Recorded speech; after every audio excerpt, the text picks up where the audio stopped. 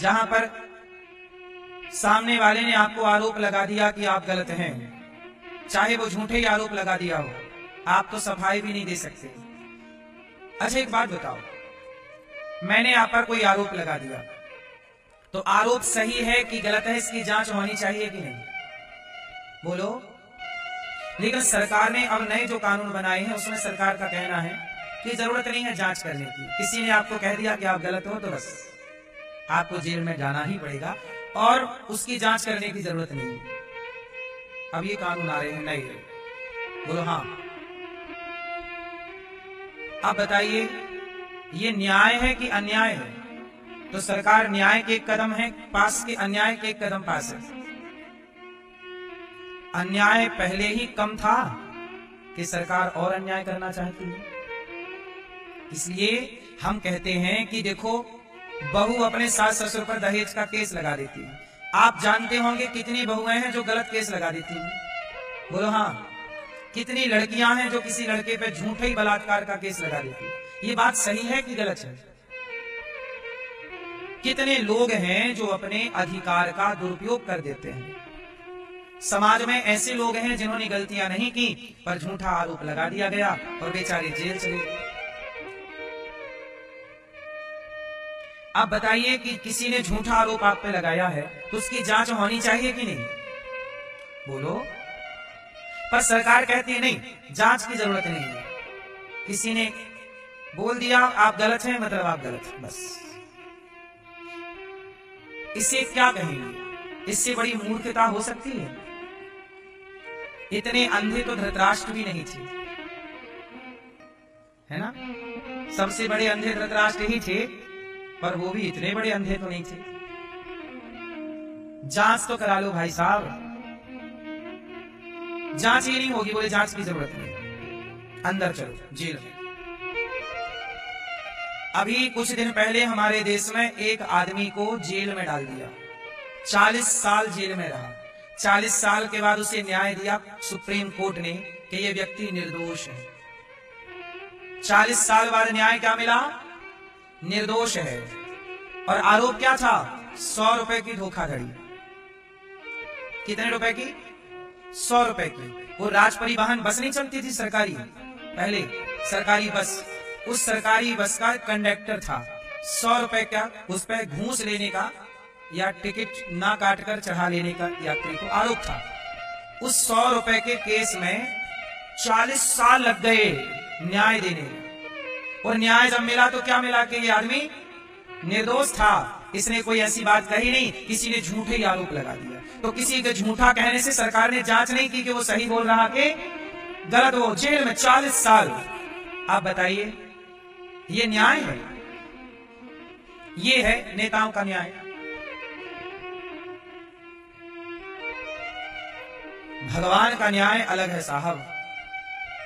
अरे उसने आरोप लगाया तो एक बार आरोप की भी तो जांच हो कि सही है कि गलत। और चलो 1 महीना 2 महीने में न्याय मिल जाए, 1 साल के अंदर न्याय मिल जाए, लेकिन न्याय 40 साल। अब वो 40 साल जेल में रहा।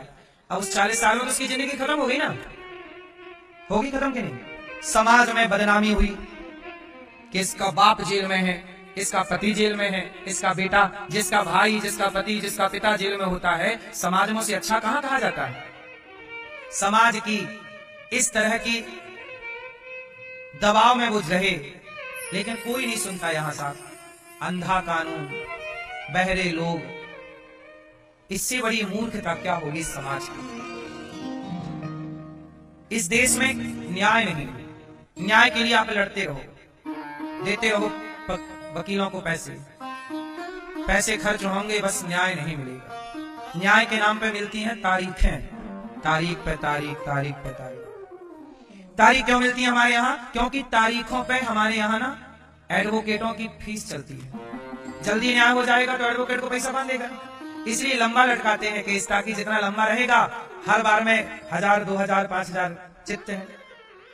समझ रहे हैं लेवल भ्रष्टाचार का?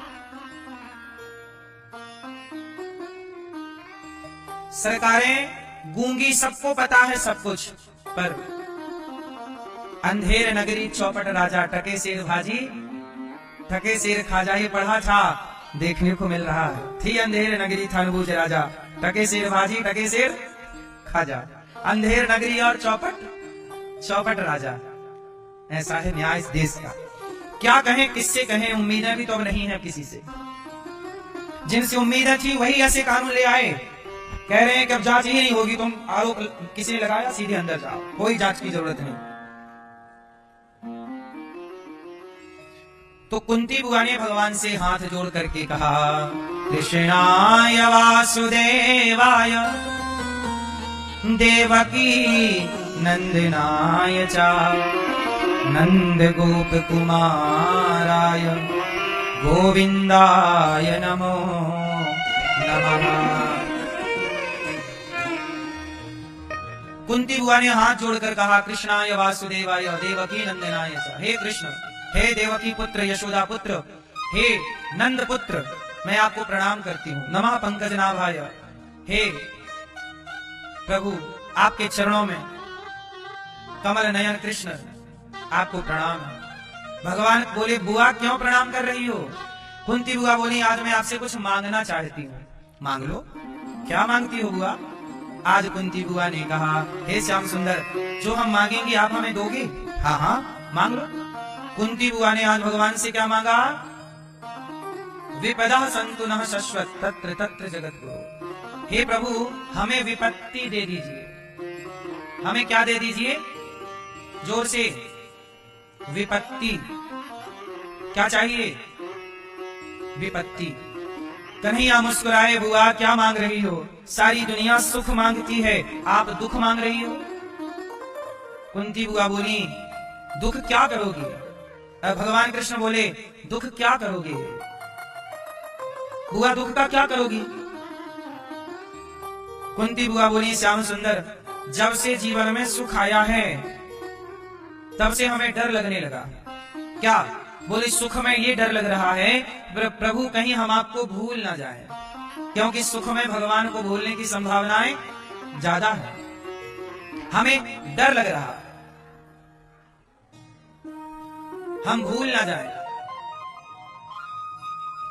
कुंती बुआ ने कहा, हे प्रभु हमें दुख दे दो। हमें क्या दे दो? भगवान बोले, बुआ दुख भी कोई मांगने की चीज है? आज तक किसी ने दुख नहीं मांगा। कुंती बुआ बोली, प्रभु जब से हमारा बेटा राजा बना है हमें तो डर सता रहा है। हमें प्रभु ऐसा दुख दे दो जिस दुख में प्रभु केवल आपकी याद बनी रहे, आपको भूलू ना। हे नाथ, मैं आपको कभी भूलू नहीं। भगवान को मैं भूल जाऊं तो ऐसे सुख का क्या करूंगा जिस सुख में हम भगवान को भूले बैठे हों। बढ़िया तो वो दुख है जो भगवान की याद तो दिलाता है। बोलो हाँ, भगवान की क्या दिलाता है? याद।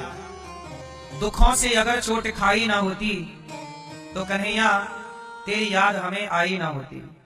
दुख बहुत अच्छी चीज, दुख अच्छे हैं कि बुरे हैं, मैं ये नहीं कहता कि दुख अच्छा है कि बुरा है। मैं ये कहता हूं कि ऐसा सुख बिल्कुल अच्छा नहीं है जो सुख हमें भगवान से दूर कर दे। दुख ही अच्छा, ऐसा दुख भी अच्छा जो भगवान के पास ले जाकर के खड़ा कर दे। कुंती बुआ बोली, जब जब जीवन में दुख आया तो आपकी याद ज्यादा आई।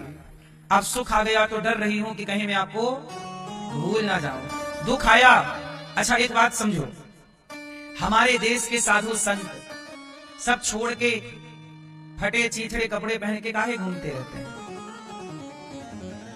ऐसा है कि संत लोग भ्रमण करते रहते हैं, कभी इस पेड़ के नीचे बैठे हैं, कभी उस पेड़ के नीचे। क्यों? हम अच्छे महंगे गद्दों में, अच्छे कमरों में सोएंगे तो खा पी के सो जाएंगे, लेकिन जो फुटपाथ पर है, जो दुख उठा रहा है, वो ज्यादा भगवान को याद कर रहा है। आप ही बताओ, सुखी व्यक्ति भगवान को ज्यादा याद कर रहा है कि दुखी व्यक्ति? बोलो। मंदिरों में, तीर्थों में सुखी व्यक्ति कम होते हैं, मंदिरों में, तीर्थों में दुखी व्यक्ति ज्यादा होते हैं। बोलो हाँ। सुखी व्यक्ति भगवान को तब तक याद नहीं करता जब तक उसके जीवन में दुख ना आ जाए। इसलिए तो कबीरदास जी ने कहा, दुख में सुमिरन सब करें, सुख में करें ना। और जो सुख में सुमिरन करें, जो सुख में भगवान को याद करेंगे, उनके जीवन में दुख आएगा ही नहीं। दुख आता ही इसलिए है कि हम सुख में भगवान को भूल जाते हैं। इसलिए मेरी मां, हालात चाहे अच्छे हों चाहे बुरे हों, हर परिस्थिति में भगवान को याद जरूर करना चाहिए। अब आप लोगों को लगता है कि भक्ति का मतलब दिन भर मंदिर जाएं, क्या दिन भर पूजा करें? नहीं, भक्ति का मतलब दिन भर पूजा करना नहीं, भक्ति का मतलब दिन भर मंदिर जाना नहीं। भक्ति का मतलब क्या है फिर? क्या है मैया? भक्ति का मतलब क्या है? समझाओ जरा हमें, लाल मैया। मैया, चश्मा वाली मैया पीछे बताओ, भक्ति का मतलब क्या है? क्या है मेरी मां? क्या है? सुनो, भक्ति का मतलब है कि हम मंदिर ही जाएं तो भक्ति कहलाएगी ना। आपको समय मिले तो मंदिर जाया करो, समय ना मिले तो मंदिर जाने की जरूरत नहीं। समय मिले तो पूजा कर लो, भगवान को स्नान करा दो, प्रणाम कर लो। समय नहीं मिला तो कोई बात नहीं, दूर से हाथ ही जोड़ लो। लेकिन भक्ति क्या है फिर? तो सुनो, भक्ति क्या है? भक्ति का अर्थ है कि ईमानदारी से अपने कार्य को करना।